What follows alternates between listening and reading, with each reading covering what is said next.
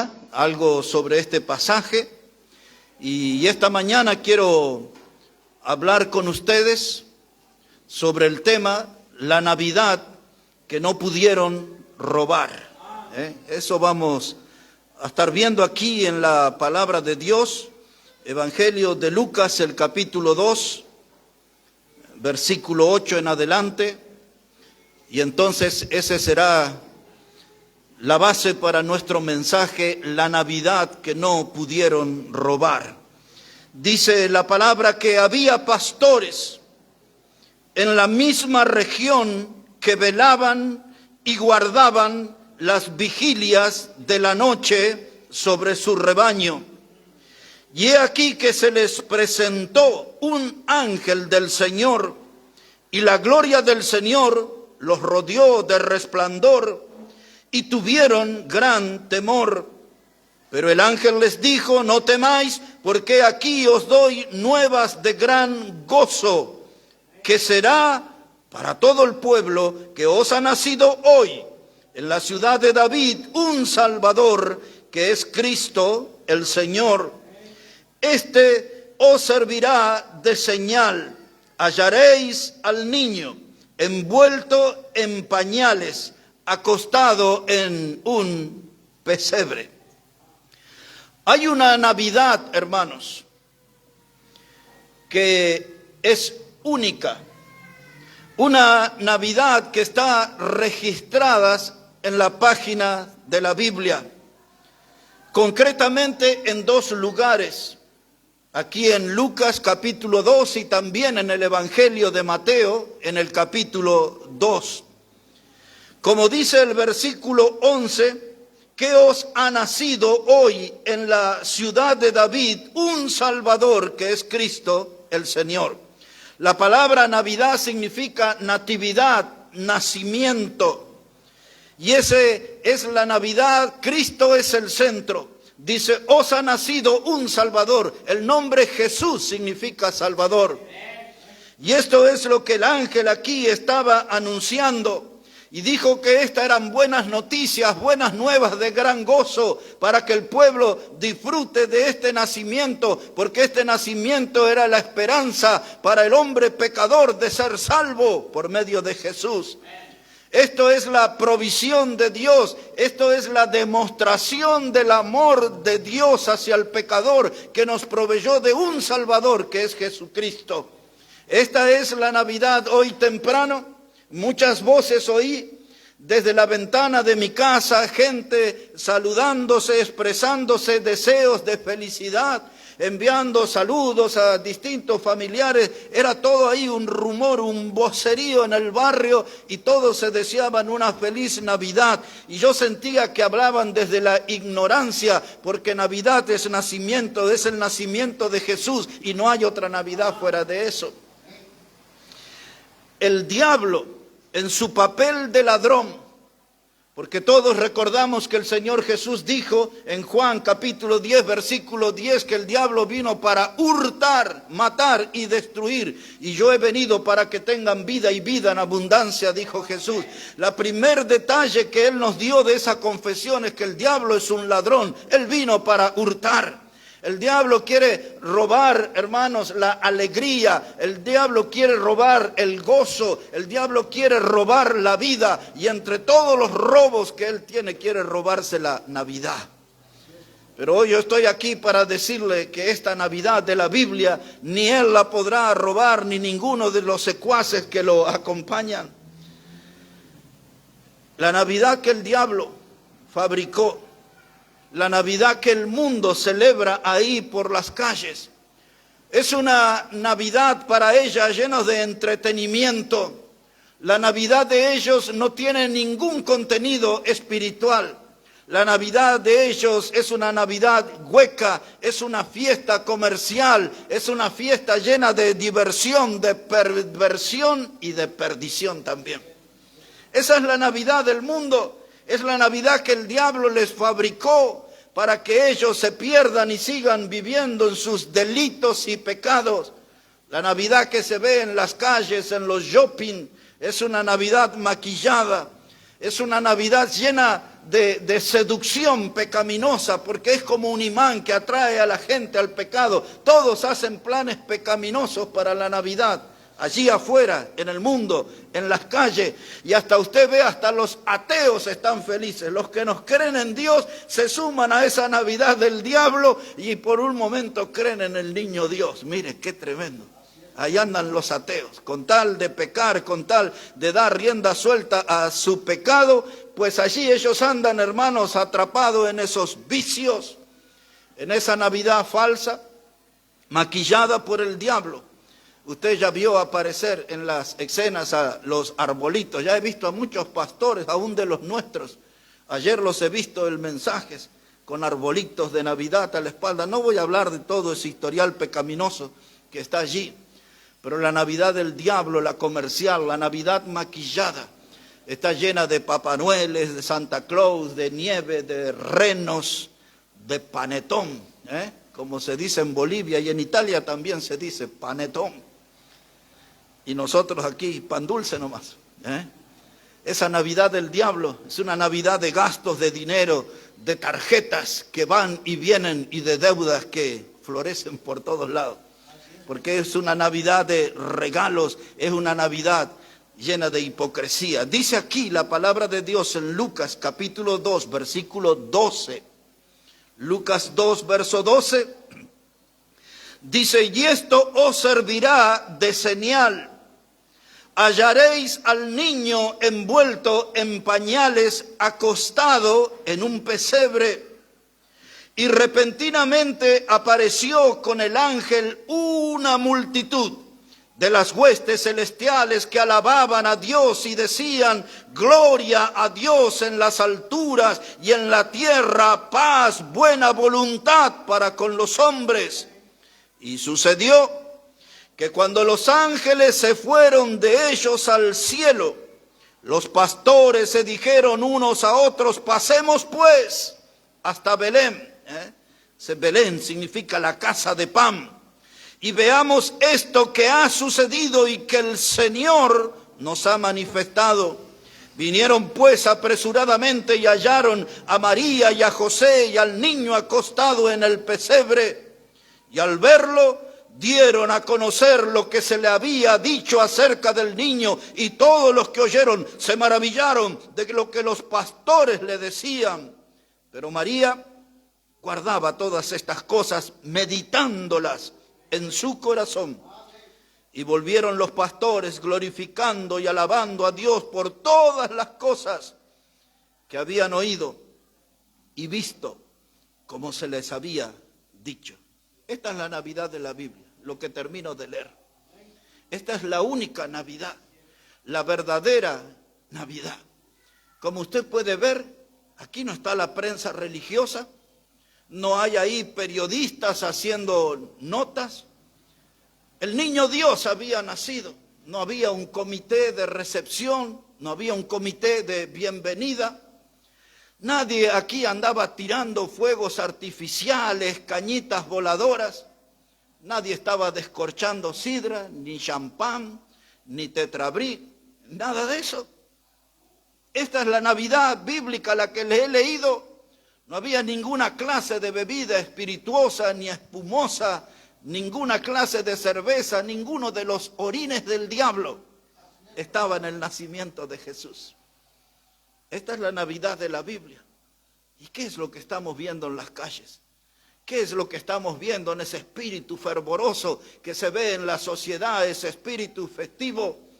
Es la Navidad comercial, es una Navidad maquillada, la de la hipocresía. Es la Navidad que el diablo se las inventó a medida de ellos. Pero aquí hay en la Biblia, está registrada una Navidad y nadie podrá robar esta Navidad. Nadie se podrá robar de las páginas de la Biblia la Navidad que nos habla del nacimiento de Jesús, de la provisión de Dios, de un Salvador para nosotros. Esta Navidad pone en evidencia el amor de Dios por el pecador y nos ha dado a su Hijo amado Jesucristo como nuestro Salvador. Un detalle más.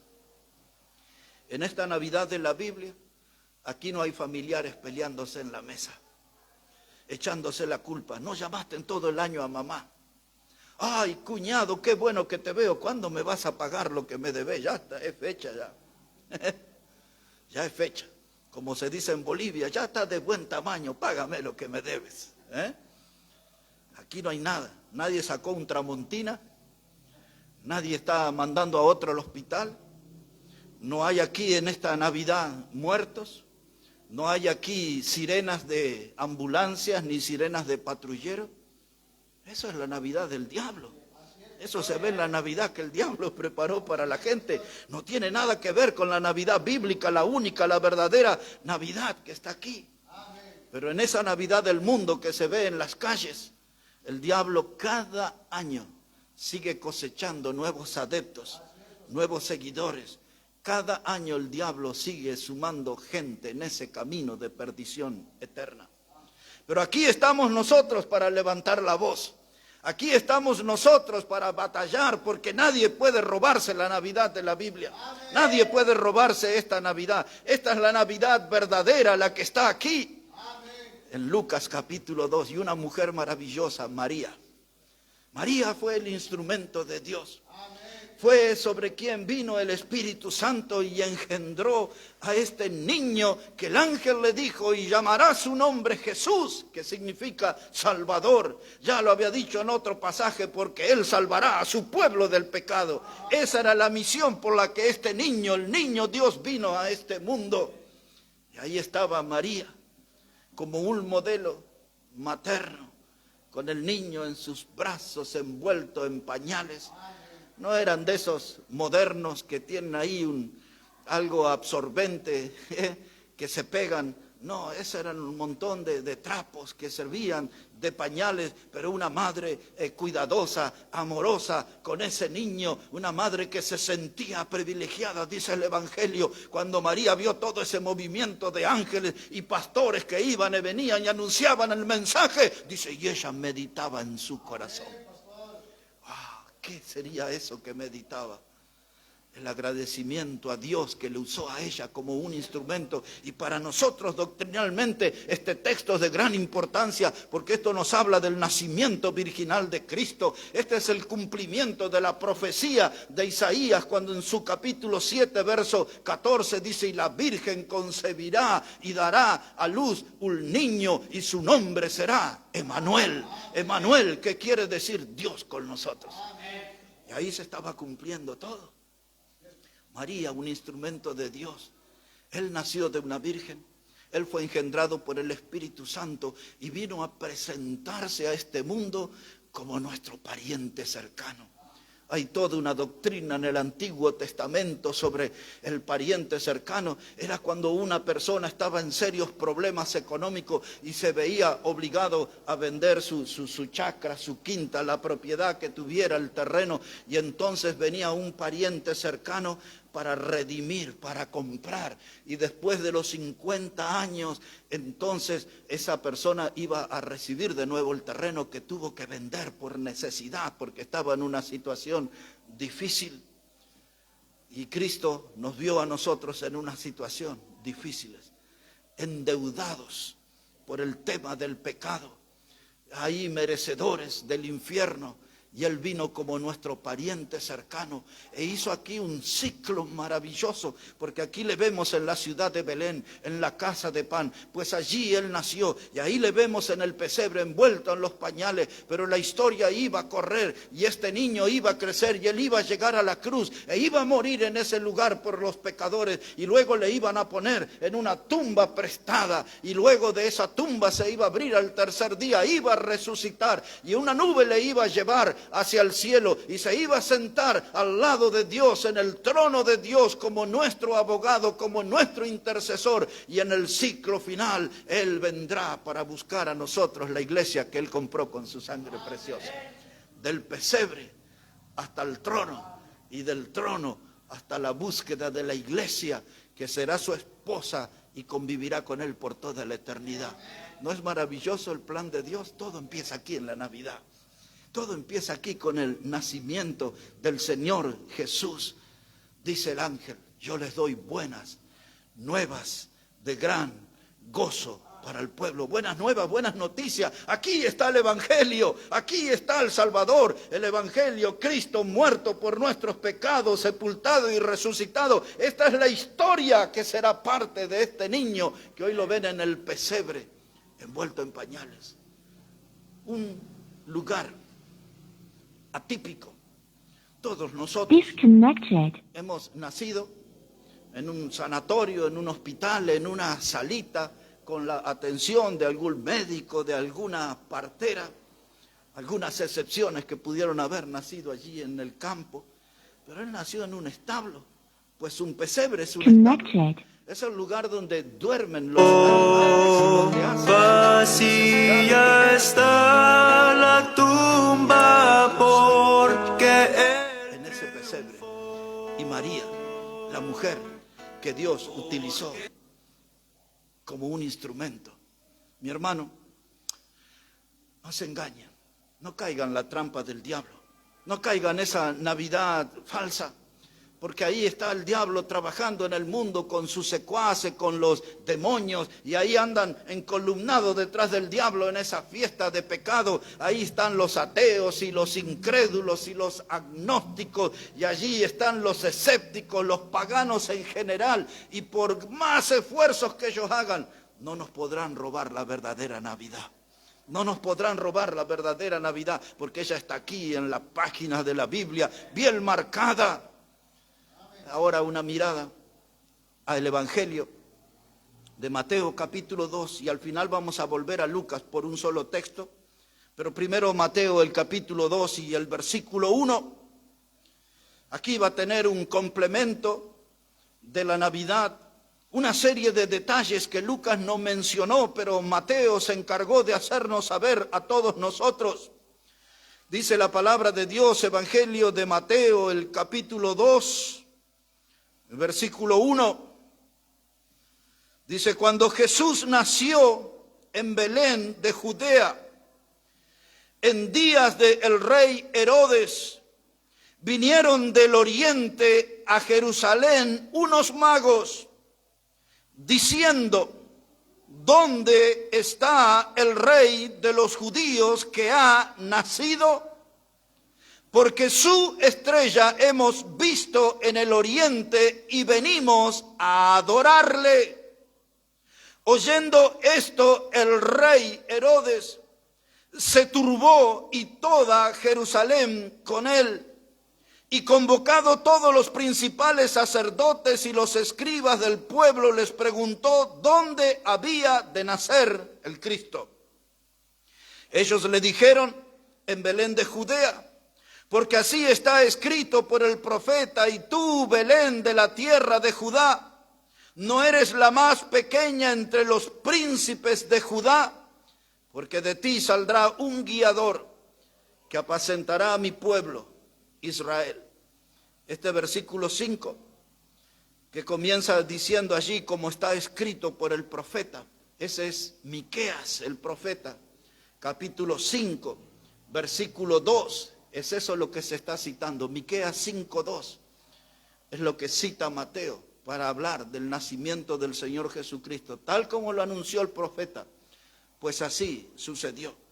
Aquí aparecen en la escena unos magos, y aparecen con una sola misión en la Biblia, y es la de encontrarse con el niño Dios y adorarle.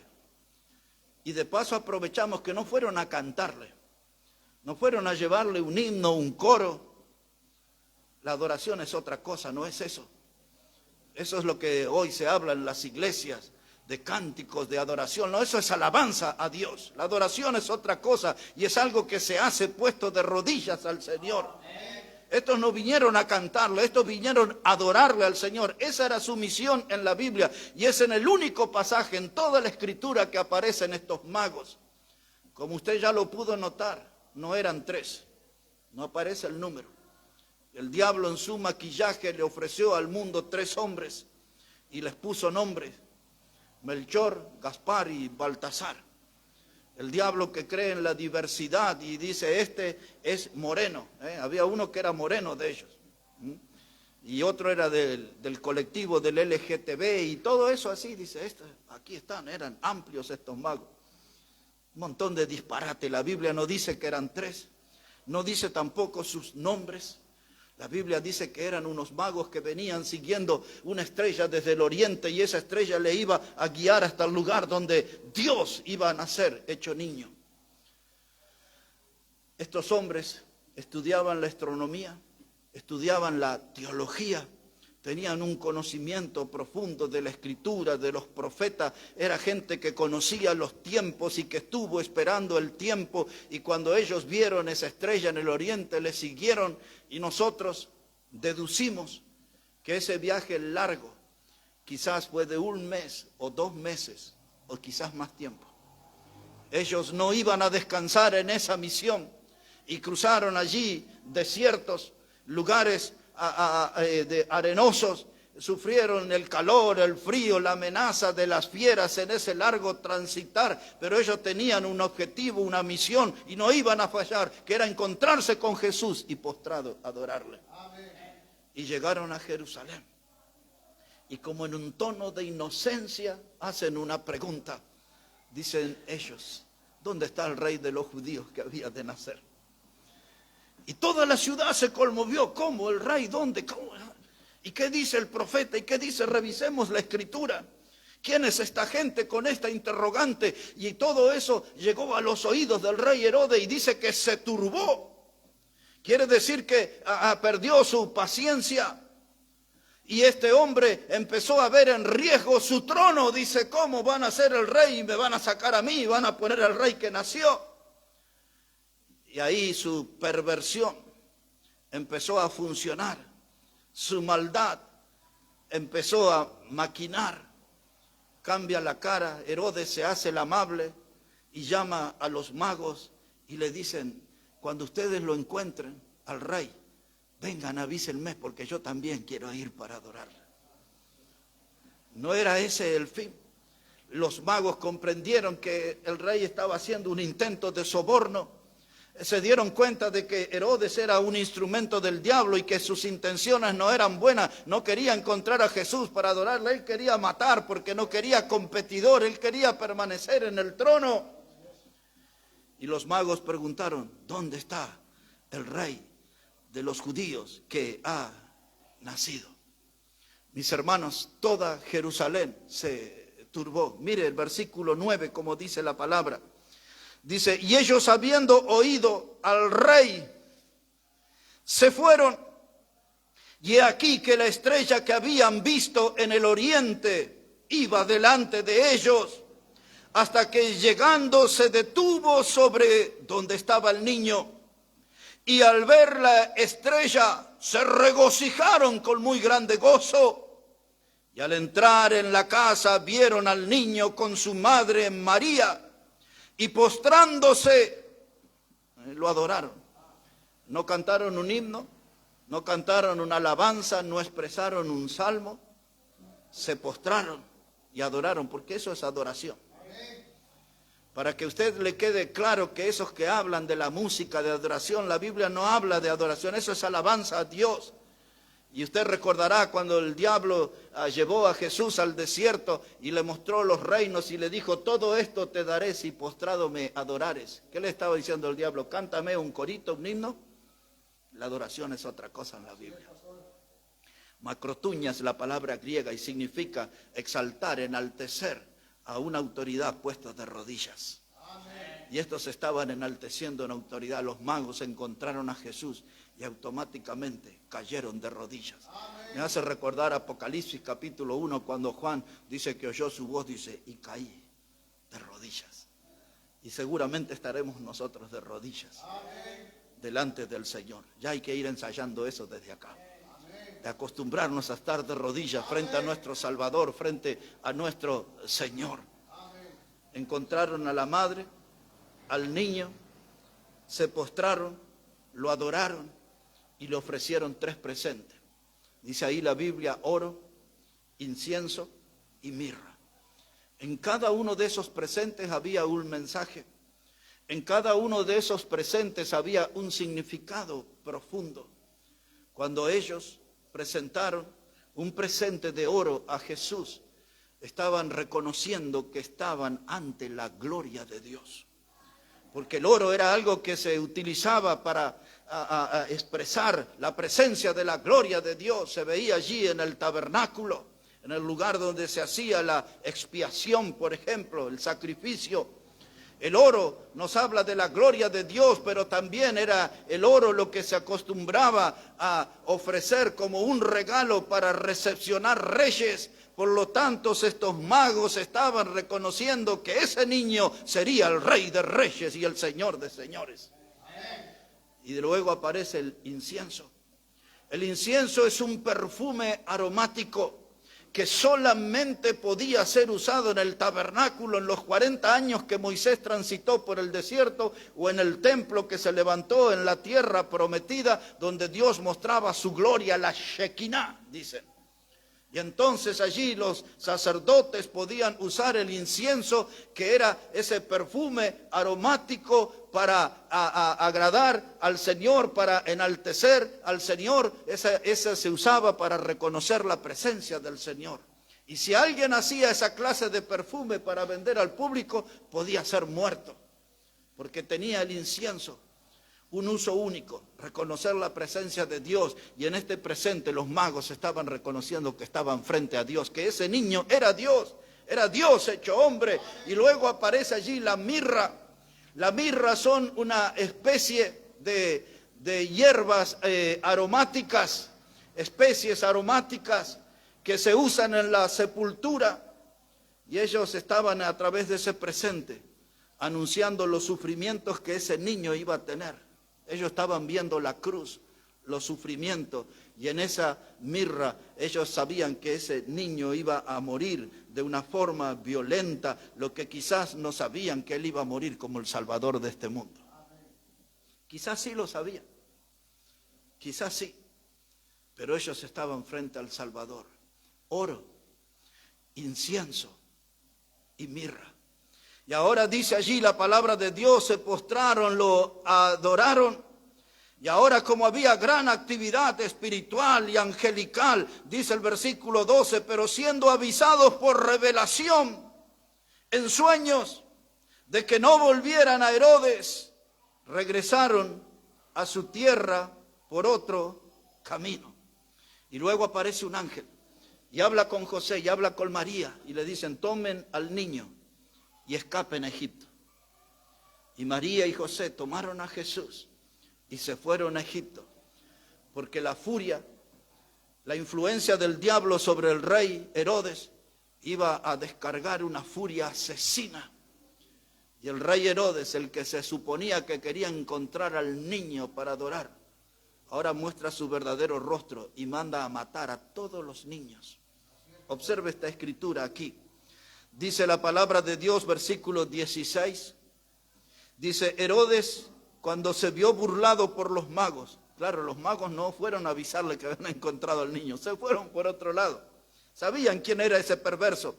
Entonces dice allí, cuando se vio burlado por los magos, se enojó mucho y mandó a matar todos los niños menores de 2 años que había en Belén y en todos sus alrededores, conforme al tiempo que había inquirido de los magos. Y entonces se cumplió lo que fue dicho por el profeta Jeremías cuando dijo: voz fue oída en Ramá, grande lamentación, lloro y gemido. Raquel, que llora a sus hijos y no quiso ser consolada porque perecieron. Según la historia, según alguna documentación, fueron unos 70 los niños que fueron atravesados por la lanza y las espadas de los romanos en esos días. Mandó a matar a los niños. Pero Dios había protegido a Jesús, ya estaba en Egipto. Y luego regresarían, porque habría otra etapa del ministerio. Esta es la Navidad de la Biblia. La Navidad que nadie nos podrá robar. La Navidad que no se puede robar porque está aquí marcada con palabras eternas. Esta es la verdad indestructible que Dios ha provisto para el mundo. Un Salvador que es Jesús. Un Salvador que es Jesús. Volvemos a Lucas capítulo 2 y allí vamos a terminar nuestro mensaje en esta mañana. El Evangelio de Lucas, el capítulo 2, y quiero que observe ahí por un momento versículo 5. Evangelio de Lucas, el capítulo 2 y el versículo 5. Y allí dice la palabra de Dios que María y José habían venido para ser empadronados con María, su mujer, desposada con él, la cual estaba encinta. Y aconteció que estando ellos allí, se cumplieron los días de su alumbramiento, y dio a luz a su hijo primogénito, y lo envolvió en pañales, y lo acostó en un pesebre, porque no había lugar para ellos en el mesón. Y esta es la frase que nos invita a la reflexión final, porque no había lugar para ellos en el mesón. María, una madre joven, 18, quizás 20 años, muy jovencita. Su primer hijo había tenido una experiencia increíble. El ángel Gabriel se le había aparecido, le había dicho que ella iba a engendrar del Espíritu Santo, iba a tener un niño, tenía que ponerle por nombre Jesús. Él salvará a su pueblo del pecado, le dijo el ángel, y le dio una cantidad de información. Una joven que recién se estaba asomando a la vida. Fue el instrumento que Dios utilizó. Una mujer privilegiada que tuvo en su vientre al Hijo de Dios. Y ahora estaba ahí, quizás un burrito, no sabemos. José, un hombre joven, de carpintero, ese era su oficio. Y andaban deambulando aquí en esta ciudad a la cual vinieron para ser empadronados. Y llegó el día del alumbramiento. Y María golpeando la puerta de una casa, de otra casa, buscando el mejor lugar para tener a su niño. Y hasta llegó a un lugar público, un mesón, sería lo que nosotros conocemos como una pensión, como un pequeño hostal. La Biblia no lo dice, pero quizás la voz era la del mesonero. Y le dijo: María, no hay lugar para tu niño aquí. No hay lugar en el mesón.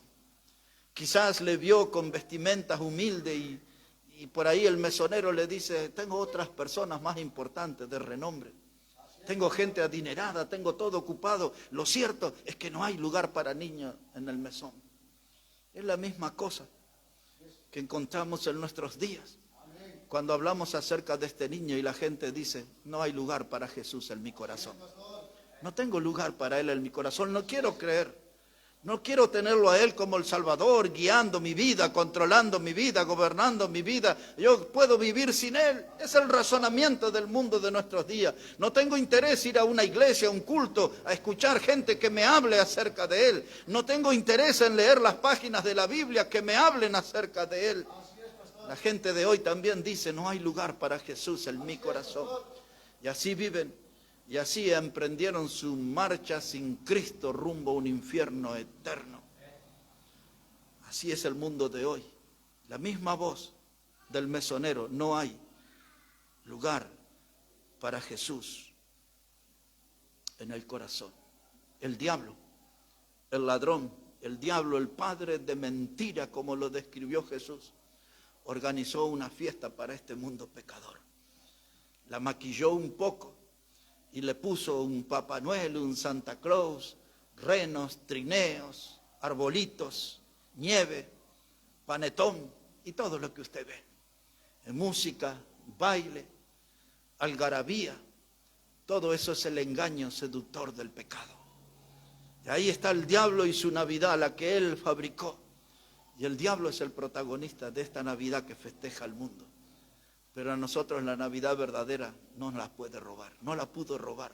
Aquí la tenemos y nosotros estamos para anunciar que Jesús es Dios, que Jesús es el Salvador. Estamos aquí para denunciar la Navidad falsa y estamos aquí para anunciar la Navidad verdadera, que Jesús es el Salvador. Está aquí en la Biblia, nadie la podrá robar, nadie la podrá borrar. Aquí está en letras eternas la Navidad de Dios, la única, la verdadera.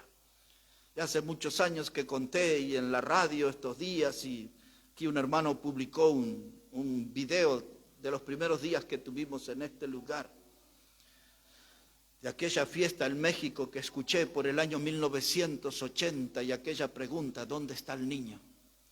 Esa pregunta está vigente en esta Navidad, ¿dónde está el niño?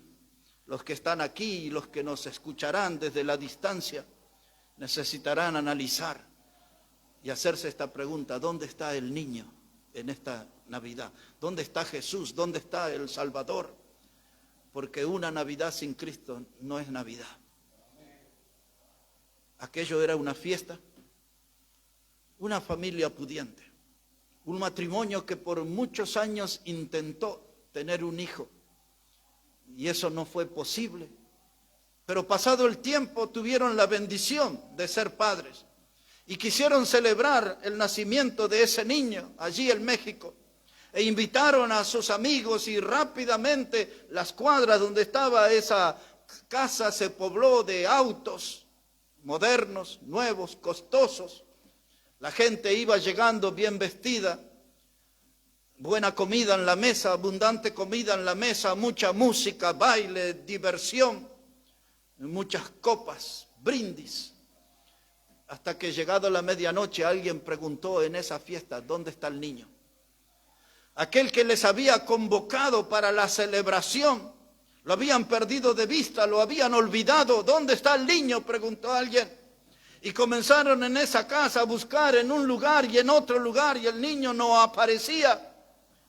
Aquel que debería ser el centro de esa fiesta no estaba. Hasta que a alguien se ocurrió ir a la cama matrimonial y allí estaba lleno de vestimenta, de sacos, de carteras de las damas y removiendo sacos y carteras. Allí estaba el niño, escondido. Esa fue una fiesta del niño olvidado. Es exactamente lo que es la Navidad en nuestros días. Es la fiesta del niño olvidado. Porque en esta medianoche, antes que suenen las campanas, la gente estará tan borracha que ni podrán recordar su nombre y apellido.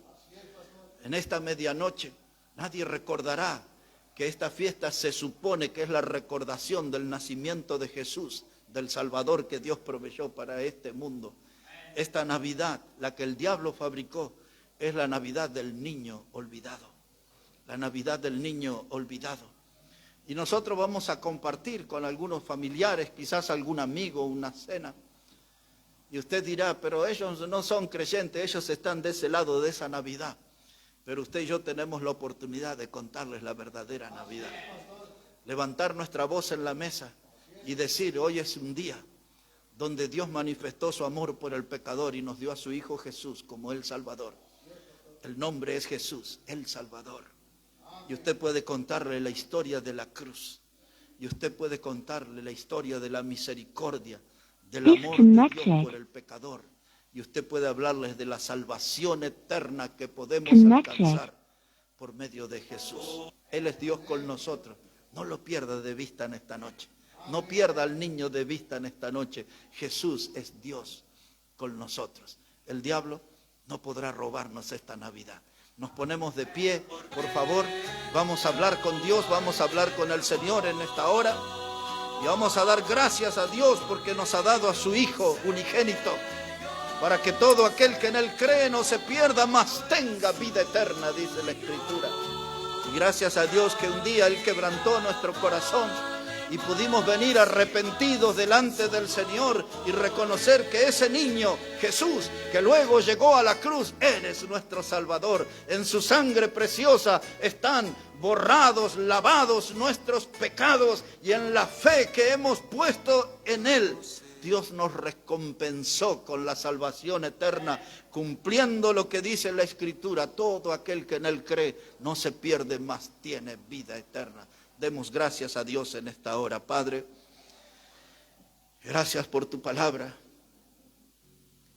y gracias por esta verdadera Navidad que está en las páginas de la Biblia y que podemos anunciarla.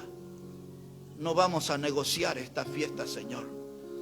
Vamos a comunicar el verdadero sentido, el verdadero significado de la verdadera Navidad, de la única, de la que está aquí en las páginas de la Biblia. Dios, ayúdanos en este día a tener un buen testimonio y que podamos dar un buen testimonio de nuestra fe en Cristo, nuestro Salvador. Gracias por tu palabra, Señor, y cómo ella nos edifica, nos instruye y cómo nos desafía también para ser más obedientes y más fieles a ti. Bendice a cada persona aquí en este lugar y bendice cada familia que representamos en este lugar. Necesitamos de ti, Señor, de tu mano poderosa, obrando y trayendo bendición a nuestras vidas.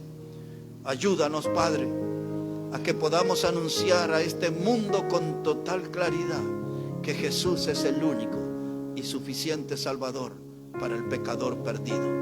Bendice tu palabra, bendice nuestras vidas. Lo pedimos en el precioso nombre del Señor Jesucristo.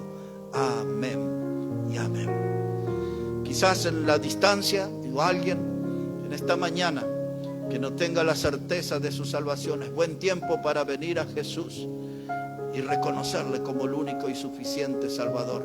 Pensando en estas cosas, hermano Omar va a venir ahora aquí adelante y nos va a estar guiando a todos en una alabanza a nuestro Señor.